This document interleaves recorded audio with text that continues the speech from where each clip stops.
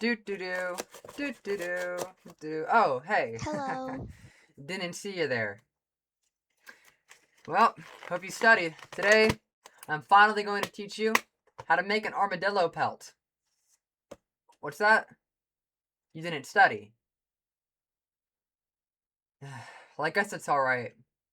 We're looking into looksmaxxing today anyways, so you can throw those studies away. Hi friends, my name is Ruru, and welcome back to another video. When you're like me, albeit definitely not as attractive, I've been bone mashing. But like me nonetheless, then you might spend a lot of time every day worrying about random miscellaneous health issues. You also may or may not scroll TikTok for an average of 7 hours weekly, which means you also may or may not be familiar with the scary, sick, twisted, insert negative adjective here, world of looksmaxxing. Now, from what I have been able to ascertain from the looksmaxxing videos that I have seen, it tends to revolve around a person or a group of people attempting to maximize certain aspects of their appearance that they see as desirable in their idea of a perfect person.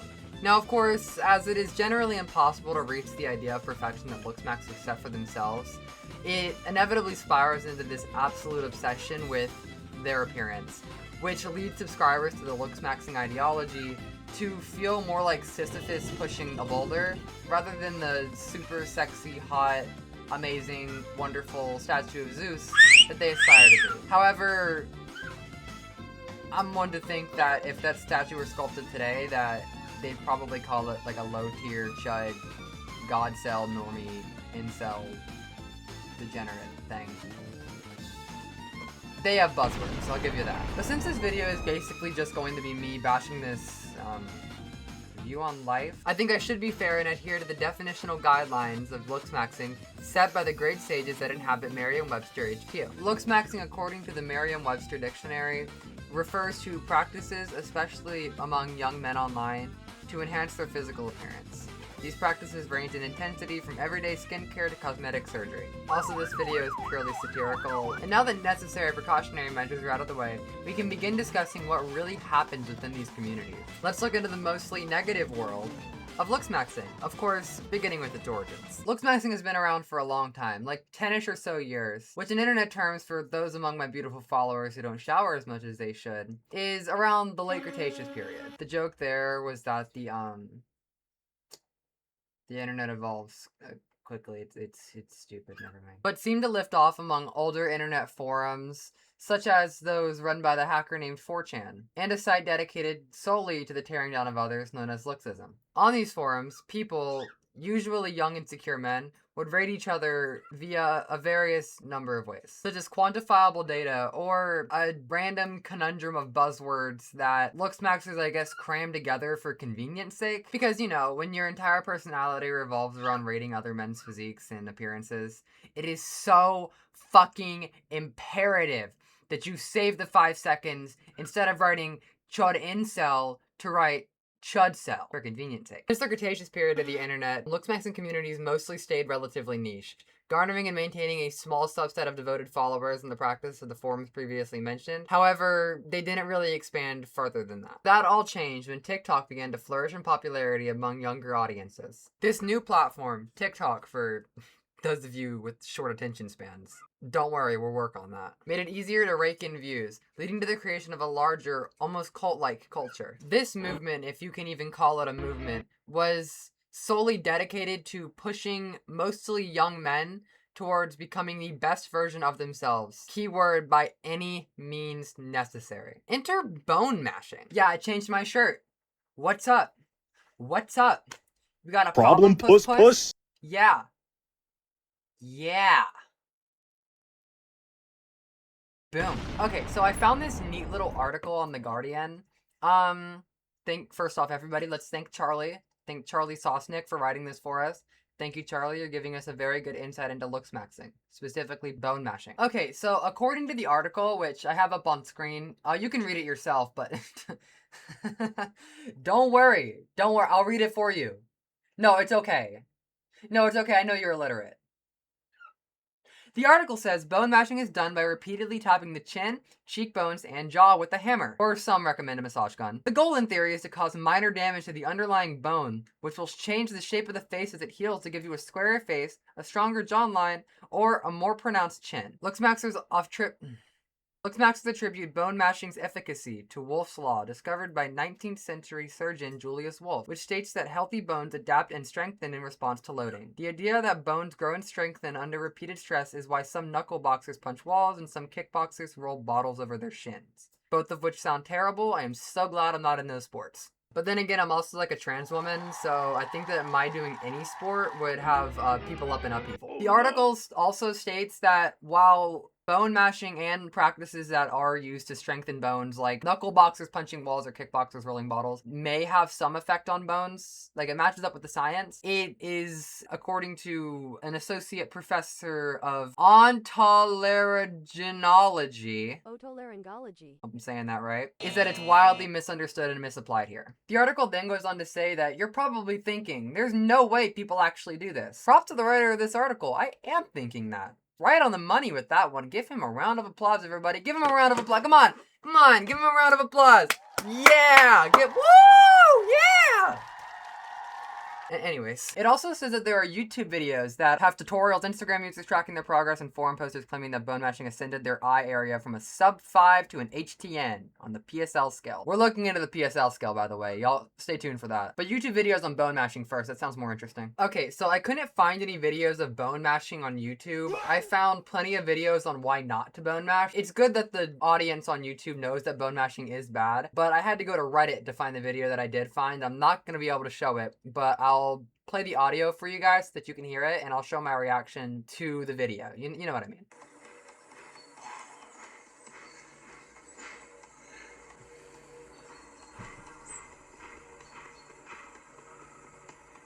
Oh my god. I mean, just looking at that video, it makes me sad. It makes me sad to think that, like, the lengths that people will go through to achieve, like, what they think is a perfect person. I'm gonna describe the video to y'all. It was a guy, literally, he had a hammer, and he was just gong, gong, gong, on his face. So fucking bad. Oh my god. It's like, the more I look into looksmaxxing, the more I just feel so sorry for these people. They are so just consumed by their physical image that they just end up neglecting their own, like, safety. I mean, it's so scary. I do think it's funny, however, to think that, like, imagine you're a mom walking in on your son. You hear a banging coming from his room, and you walk in, and you see your kid just hitting his face with a hammer, and he turns around at you, and he looks like in-game Frisk from Undertale, like all swollen up, looks like he got stung by 1,000 bees. And that's another reason why I'm so quick to call looksmaxxers degenerates.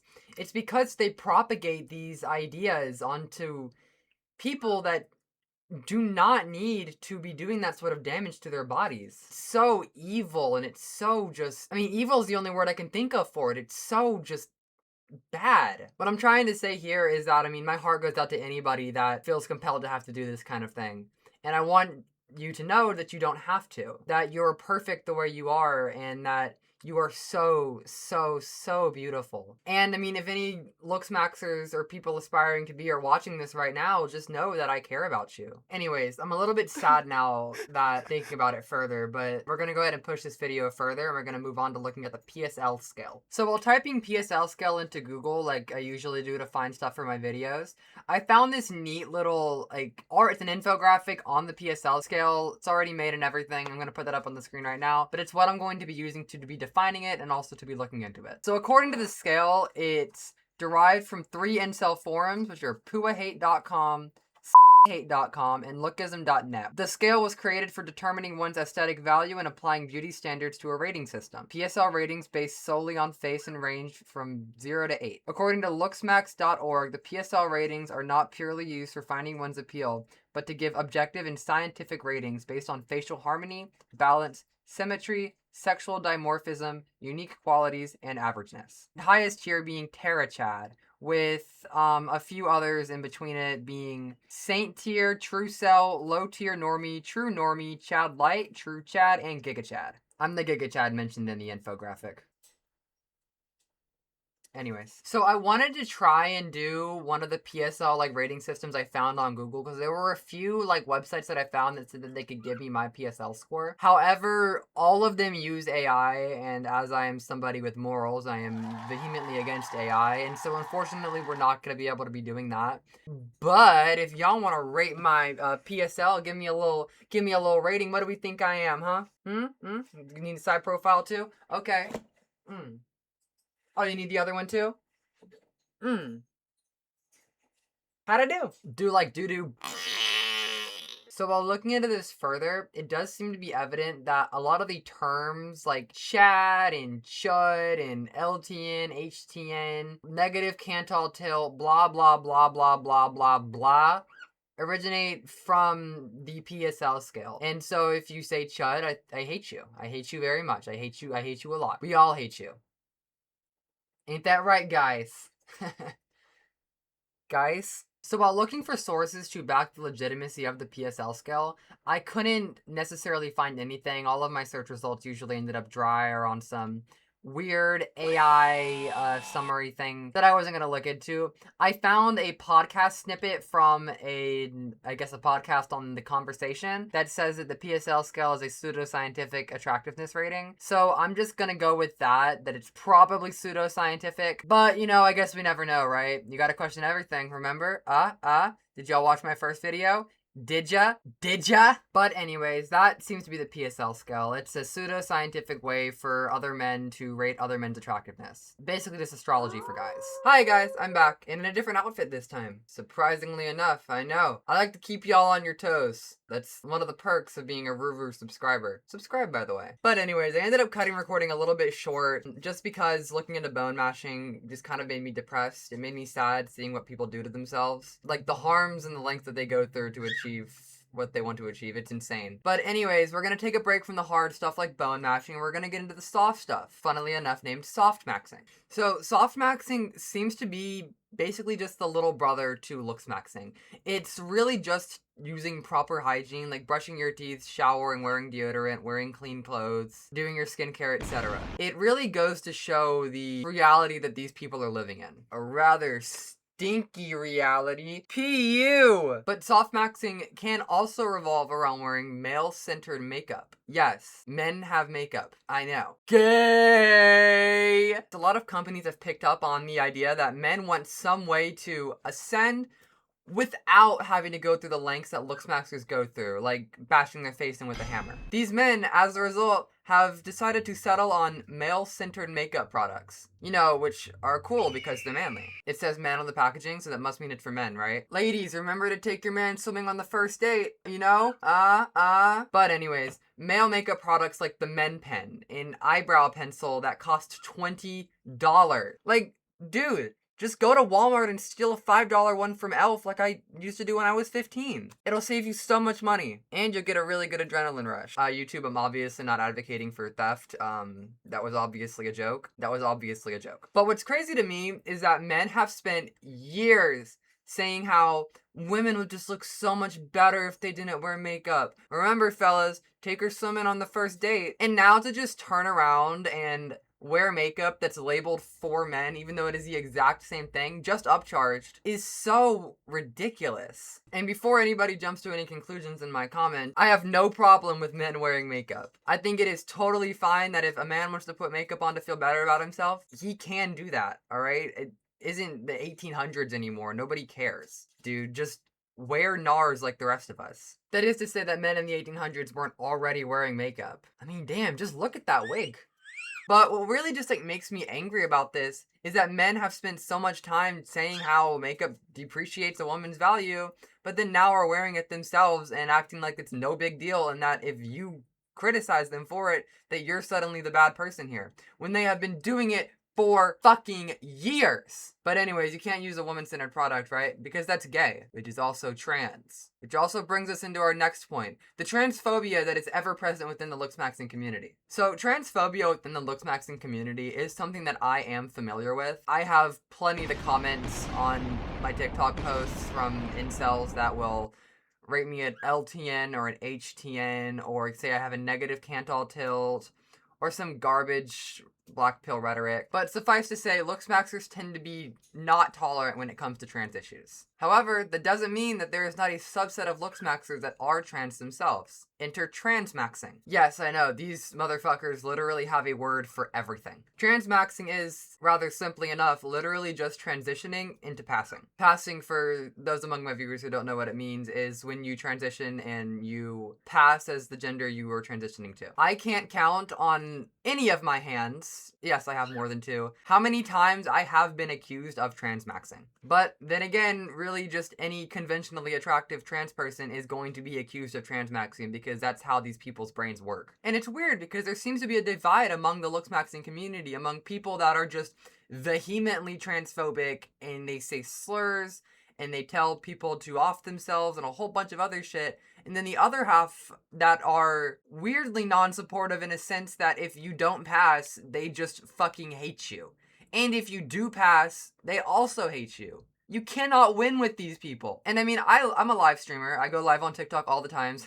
Ruru on TikTok, just, you know, look me up, you'll find me. Like, looksmaxers will come into my stream all the time and will either call me slurs or ask me how I ascended. When in reality, all of my looks are 100% genetic based. And that brings me to the final point of this video, that being that looksmaxing is superfluous in the sense that a person's looks are more or less dictated by their genetics. A lot of the aspects that looksmaxers see as negative are simply traits that are common among certain ethnic groups or certain areas of the world that just they aren't familiar with, which in turn all boils down to Western beauty standards, perpetuated by people that, in all seriousness, don't know what the fuck they're talking about. You, watching this video right now, are so beautiful, despite your bone structure or your genetic heritage or any bullshit, meaningless caveat that they make up. Genetic diversity is just one of those things that makes humans so cool and unique.